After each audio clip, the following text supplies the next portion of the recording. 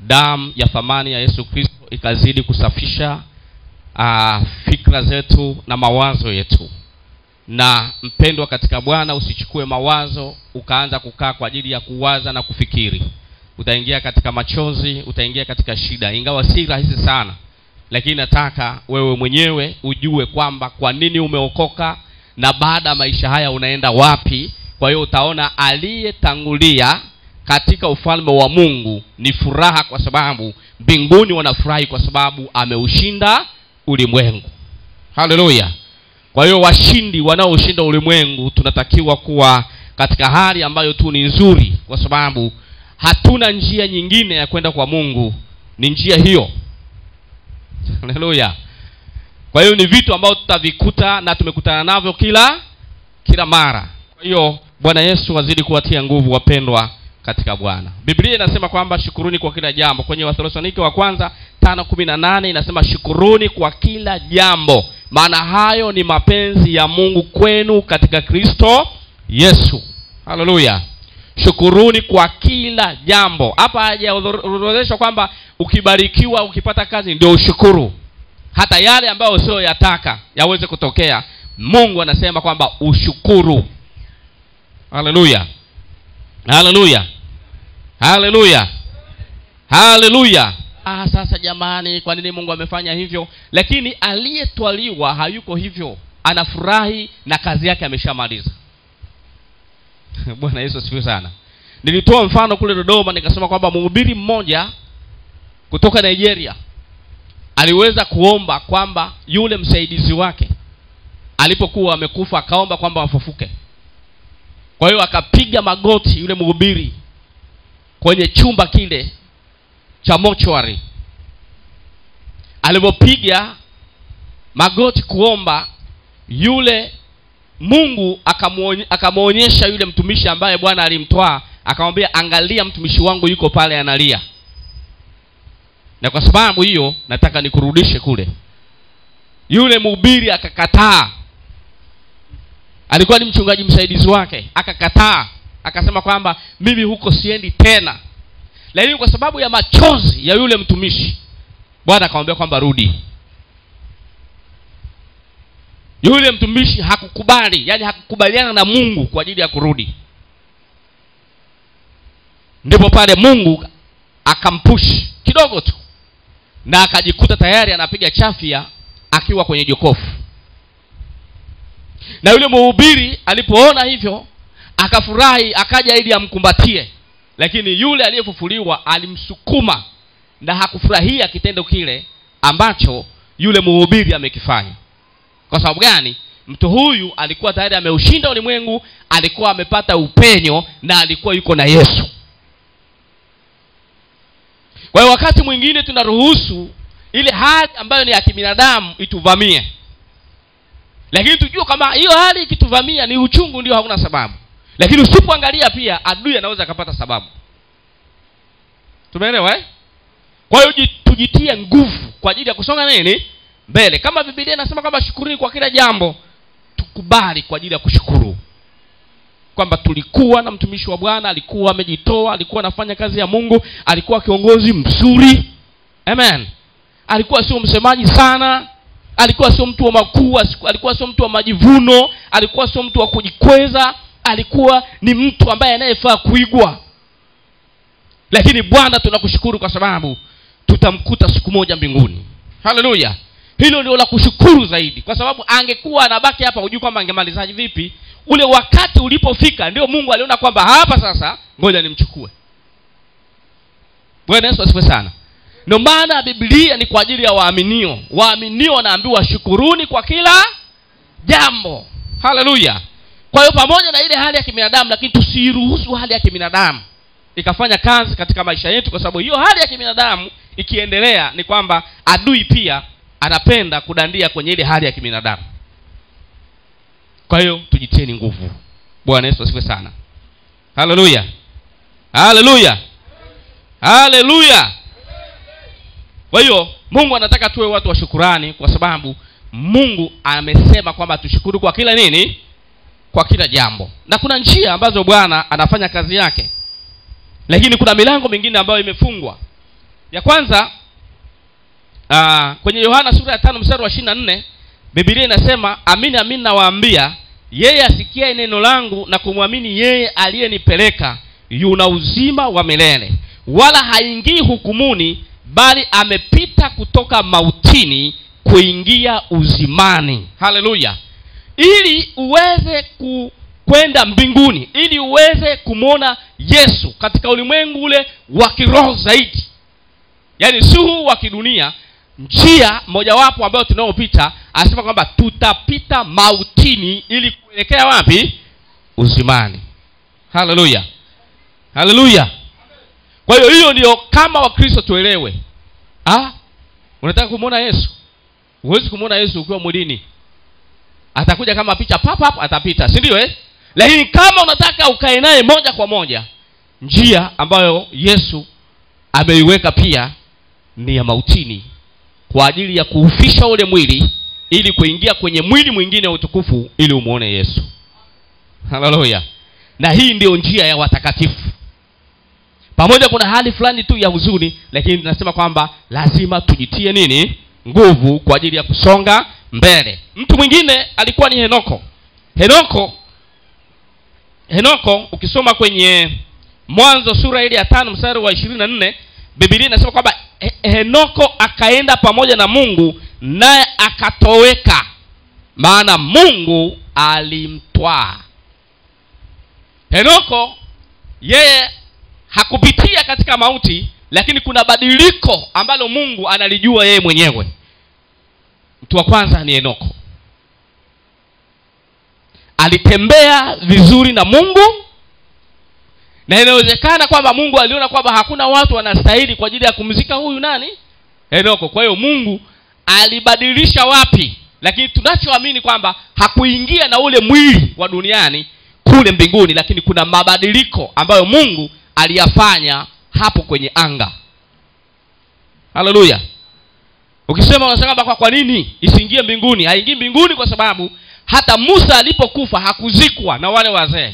Mungu alichukua mwili wa Musa, lakini alipoagia Musa ndio kuna historia, lakini hakuna kaburi la Musa, kwa sababu Mungu alichukua ile maiti yake. Anajua ameizika wapi, yeye mwenyewe anafanyaje? Anajua. Haleluya. Sasa ili tuweze kutoka hapa kwenda kwenye ngambo ya pili, ikiwa siku zetu zimeisha, kazi ya Mungu tumeimaliza, tunapitia kutoka katika mauti. Haleluya. Na kwenye eneo la mauti Mungu anachagua akuchukue kwa aina ipi. Bwana Yesu asifiwe sana. Akuchukue kwa aina ipi? Sasa hatuwezi kumpangia Mungu, lakini Henoko alitembea na Mungu na akanyakuliwa. Mtu mwingine anaitwa Elia. Elia pia alitembea vizuri na Mungu, akawa anaambatana kwenye safari yake ya mwisho na Elisha.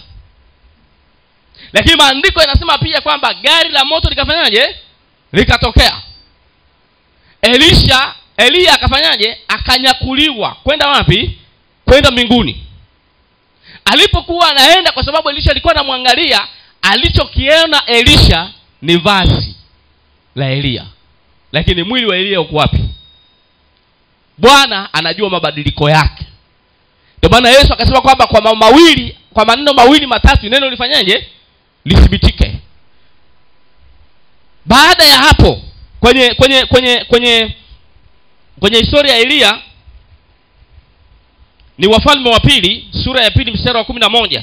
Sasa ikawa alipokuwa wakiendelea mbele na kuongea, tazama kukatokea gari la moto na farasi wa moto, likawatenga wale wawili, na Elia akapanda mbinguni kwa upepo wa kisulisuli.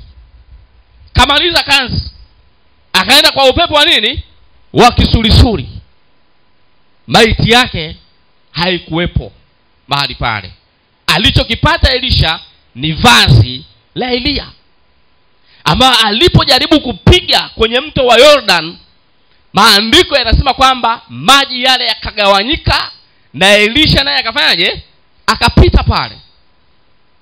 Kwa hiyo Elisha akapata upako wa mara mbili zaidi ya nani? Ya Elisha, kwa sababu alikuwa tayari anaona kwamba huyu, kwa ishara ambayo nimeiona, huyu anaenda kutwaliwa. Kwa hiyo alimfuatilia nyuma. Hata kama alikuta na watu ambao alikutana na manabii wanaomkatisha tamaa, lakini kwa sababu alikuwa anajua, anasema naam, najua, nyamazeni. Haleluya. Naam, najua, nyamazeni. Alikuwa anajua. Lakini akaja Elia akanyakuliwa na gari la moto. Mtu wa tatu anaitwa Yesu. Yesu mwenyewe akawa ameonja mauti, kwa sababu yeye ndio kioo chetu. Lazima auzike ule utu wa kale, ambao ule utu wa kale alizibeba dhambi za wapi? Za ulimwengu. Dhambi zangu zilikuwa kwenye mwili wa Yesu, dhambi zako zilikuwa kwenye mwili wa Yesu. Kwa hiyo haikuwa rahisi Yesu apae na ule mwili kwenda wapi?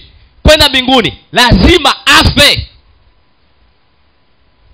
Kwa hiyo Yesu akafa. Lakini maandiko yanasema kwamba baada ya siku 3 akafanyaje? Akafufuka. Akakaa karibu mwezi mmoja na wanafunzi. Baada ya hapo akapaa kwenda wapi? Mbinguni, na ule mwili wenye ishara. Lakini tayari alikuwa ameshashangilia na kuzingomekea pale msalabani dhambi za ulimwengu.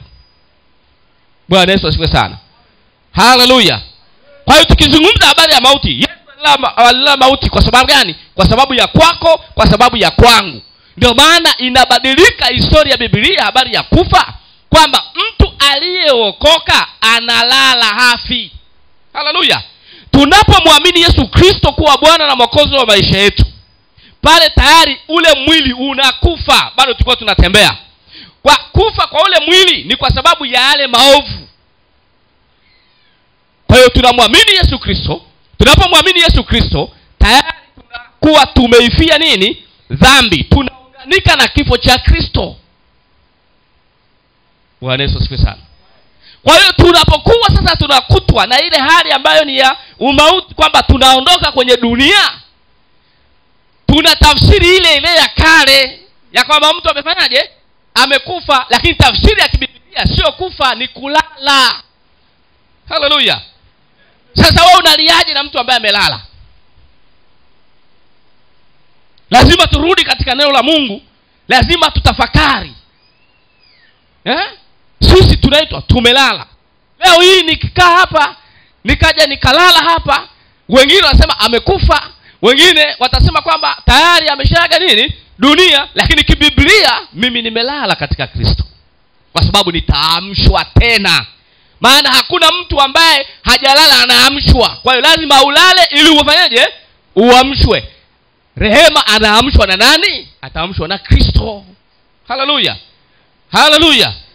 Kwa hiyo ni kitu ambacho tunatakiwa tuenende kwenye maandiko.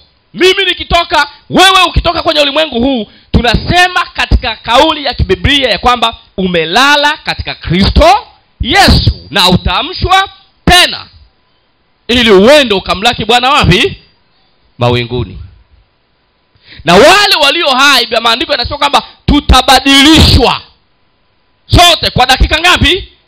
Dakika 1. Alafu tutaungana na wale waliokuwa wamelala kipindi hicho. Alafu wote tutaenda kufanya harusi ya mwana kondoo pale hewani miaka 7. Pigie Bwana Yesu makofi. Kwa hiyo kamanda wetu wiki iliyopita alilala. Haleluya. Alilala katika Kristo, alilala katika Bwana, ataamshwa. Kazi iliyobakia na maombi alikuwa ameomba ya muda mrefu, hayo yatatuwezesha. Na maombi ya kwetu pia tutaendelea kuomba, maana Yesu amesema kwamba yuko kwenye kiti cha enzi mkono wa kuume wa Mungu Baba. Kazi yake Kristo anatuombea ili tuweze kuyatimiza makusudi ya Kristo. Haleluya. Haleluya. Kibinadamu inaweza ikawa kitu kingine, lakini kiroho amelala. Bwana Yesu asifiwe sana. Amelala. Na ukitaka umalize vizuri na wewe usife, ulale. Ila mwenye dhambi halali.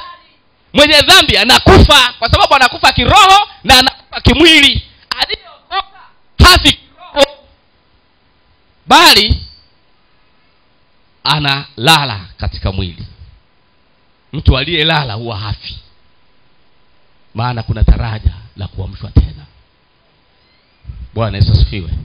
Hebu mshangilie Bwana Yesu.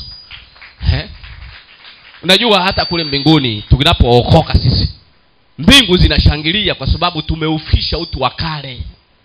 Kufisha maana yake ni kuua. Tumeua utu wa nini? Wa kale. Tunapomwamini Yesu Kristo tunauhishwa. Hata imekuwa mtu akiwa ndani ya Kristo amekuwa kiumbe kipya. Ya kale yamefanyaje? Yamepita, tazama yamekuwa mapya. Tunapolala katika Kristo ni kwamba ile kazi ambayo iliyotusababisha tuweze kuwa hai tumeimaliza. Na tunapokuwa tunaimaliza tunapumzika. Na tutaamshwa kwa ajili ya ile kazi maalum ya kumlaki Bwana hewani. Haleluya. Ile harusi ya mwana kondoo pale hewani. Ndio hiyo ambayo tunaisubiria. Kwa hiyo tukiwa tunaishi tutaenda kwa sababu ni wenye haki, na ikiwa tumelala bado tutaenda kwa sababu shetani hawezi kuzuia ufufuo ambao umeandikwa katika Biblia na ambao Yesu amekutusudia kwamba atulaze ili atuamshe kwenye ile siku ya harusi ya mwana kondoo. Tukizungumza habari ya harusi ya mwana kondoo, tunazungumza habari ya Kristo na kanisa lake. Kanisa likiwa ni bibi harusi na Yesu akiwa ni bwana harusi. Kwa hiyo tusiwe na shaka hata kidogo. Wakati niko South Africa, mmoja akawa ameona, nilitoa mfano kule, sijui kwamba watu wengine walielewa, lakini wakaonyeshwa kanisa langu wote wana mavazi meupe, na shujaa mmoja akiwa amelala katika Kristo wanaenda kumweka kumsindikiza kwa ajili ya kuhifadhi mwili. Umeona hapo?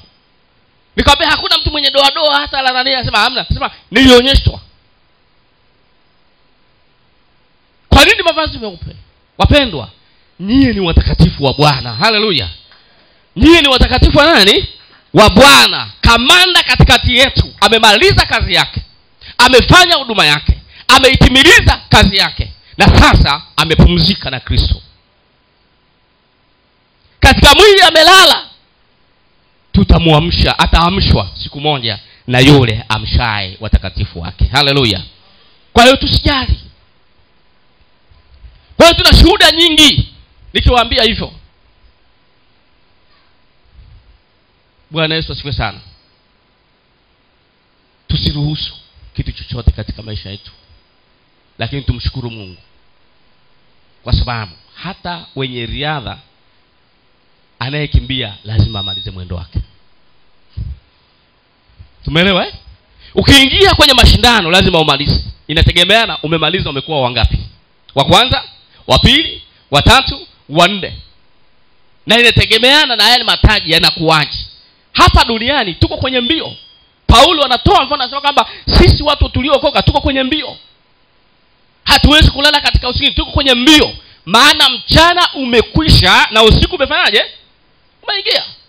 Kwa hiyo kipindi hichi tulicho nacho ni kipindi cha usiku. Hatutafanya kazi ya Mungu milele. Hatutakuwa wachungaji milele. Hutakuwa mwimba kwaya milele, hutakuwa mwimba sifa milele. Lakini huko wakati ambapo Bwana atakutoa. Lakini inategemeana kwamba ziara yako hiyo ya kukimbia, je, umeimalizaje? Mbio yako inaipigaje? Ili inapofika wakati huo uingie kama jasiri katika kiti cha enzi cha Mungu. Na Yesu awe jasiri kwa ajili ya kukupisha ili uingie kwenye ile lango. Hata mojawapo ya familia alikuwa na hali fulani ya uchungu. Message ya kwanza akawa ameona yuko kwenye ngambo, alafu kuna mtu mwingine yuko kwenye ngambo ya pili anahuzunika kwa ajili ya mama. Yule mtu akamwambia kwamba mama ameshamaliza nini? Kazi. Anasogea, anaambiwa wewe bado uko mbali sana. Lakini mama wewe ameshamaliza nini? Kamaliza kazi. Lakini baada ya hapo analala usiku. Anaona kwamba mahali ambapo mama aliingia kwa ajili ya kuoga, anasema kwamba paka tokea mwanga pale, mwanga mweupe sana. Na ule mwanga mweupe pale mama akakimbilia ule mwanga. Jamani, hata Petro wakati Yesu ameenda kuomba, akatokea Musa na nani? Na Elia. Petro alipoenda pale akasema kwamba mahali hapa panafanyaje? Panatosha. Kwa hiyo nuru ya Kristo inapokutokea mahali popote, huwezi kubaki mahali ulipo. Kwa hiyo hata yeye akakimbilia kwenye ule nini? Mwanga, na anasema hivi, hakutaka tena kwa muda huo kurudi kwenye ule mwili wake. Na ushahidi wa mambo mengi kukuambia, na siku moja niulize na kuambia rehema yuko mbinguni. Yaani na ushahidi ambao ni 200% na unapita na unaendelea. Kamanda amemaliza kazi. Haleluya. Tunatakiwa sisi tuliobakia tufanye kazi. Acha kulia, acha kuhuzunika. Mwambie Bwana, kamanda huyu amemaliza kazi na mimi nataka niwe mtu wa nini? Wa kazi. Kwa nini tunaimba natamani kufanya kufika wapi? Unatamani kufika mbinguni kwa sababu unaangalia jua linawaka nini na nini linawaka. Lakini mtakatifu anapoenda unalia. Ukiambiwa na wewe nenda, hutaki kufanyaje? Kwenda, kwa sababu ule mwanga au Kristo hajakutokea. Akikutokea kuambia hivi, utakimbia wewe mwenyewe hata kama umevaa ndala kwenye ulimwengu, utaziacha hizo ndala, utaenda kwa Kristo. Kwa sababu maisha ya furaha ya milele yasio na mashaka kama ya hapa duniani. Tuko hapa, kazi yetu ni kuhubiri Injili. Ni kwa sababu tuna mahali pengine tunafanyaje? Tunakwenda. Wanalia kwa machozi, watasema kwamba ni nani aliyekufanya hivi? Atasema ni nyumba ya rafiki za baba zangu. Alafu Waisraeli watalia kwa machozi watakao kutwa. Na wao watapata nafasi ya kutawala na Yesu pamoja na watakatifu miaka mingapi? 1000. Kipindi hicho wewe uko kama malaika. Ukitaka kwenda Tanzania tu, ushashuka Tanzania. Unaangalia wanadamu. Wanadamu hao wanaishi hivyo hivyo. Wanaondolewa ile roho ya mauti, ile roho ya nini, ile roho ya nini, ile roho ya nini. Wanaonjeshwa utawala wa miaka 1000. Hakuna kuzaa kwa uchungu wala hakuna kula kwa uchungu. Ukilima kaeneo kakubwa kadogo hivi nusu heka mazao kibao. Utaweka hela, gunia la hela hapa. Mtu ataenda Dar es Salaam, ataenda wapi? Hakuna mwizi wa kuiba kwa sababu shetani atafungwa na malaika zake. Wakati wa utawala wa Yesu miaka 1000. Sasa angalia sasa hivi dunia inakuzubaisha na vitu vidogo ambavyo huwezi kuishi navyo milele. Lakini kuna maisha ya milele ya kutawala na Yesu Kristo miaka 1000. Miaka 3.5. Na 3.5 adui yule sio somo tu nalifundisha hilo, atajitokeza kwamba yeye ni nabii wa uongo. Ndio shetani mwenyewe. Israeli ndio taifa la kwanza litakuwa linajitoa. Na wote ama mataifa mengine watageukia kwa ajili ya kuipiga Israeli. Vita vile haviishi mpaka Yesu arudi. Na hapo hayo yote yanatokea, uko hapo unakula hapo matunda, unakula hapo sijui kama biriamu nazo zitakwepo, unakwepo hapo yani tuko hapo sasa hapo tuko na kina nani, tuko na kina Rehema, tuko na akina nani na wengine watakatifu wa Bwana, tuko hapo. Wale ambao walikuwa wanawajua wamekufa wakiwa wameokoka, mnakula sherehe wapi? Hapo. Kwa hiyo nasema hivi, sio mwisho wa kumuona, tutamuona tena. Haleluya. Sio mwisho wa kumuona, tutamuona tena. Ili umuone, ishi maisha matakatifu. Jitoe kama alivyokuwa anajitoa, na utamuona Bwana siku moja. Haleluya. Utakaponyakuliwa katika ulimwengu huu, utaenda kumlaki Bwana mawinguni. Miaka 7 hiyo tutaonana na wale waliokuwa wamelala, kwa sababu wataamshwa na sisi tutabadilika kwa dakika moja. Tutaenda kumlaki Bwana wapi? Hewani. Miaka 7 tuko hapo juu. Ndio yale mambo yote yaliyoandikwa kwenye kitabu cha Ufunuo yanatokea kwenye huu ulimwengu. Kwa nini nawapa picha hiyo? Duniani hapa ishi wewe unapoishi, lakini nakwambia hakuna kitu cha kudumu hata kimoja. Utakachodumu nacho milele vitaisha.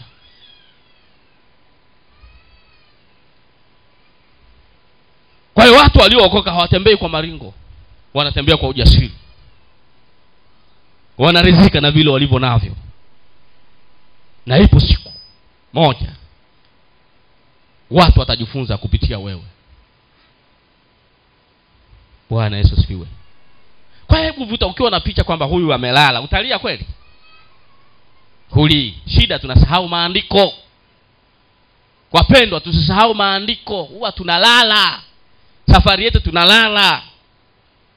Na tunalala katika Kristo. Na kuna ishara zinazosababisha kuona kwamba huyu amefanyaje? Amelala. Bwana Yesu asifiwe sana.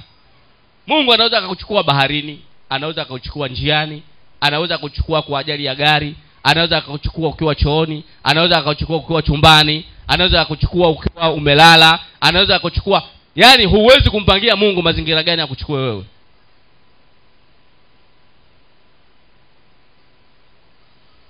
Mungu anakuchukua mahali popote.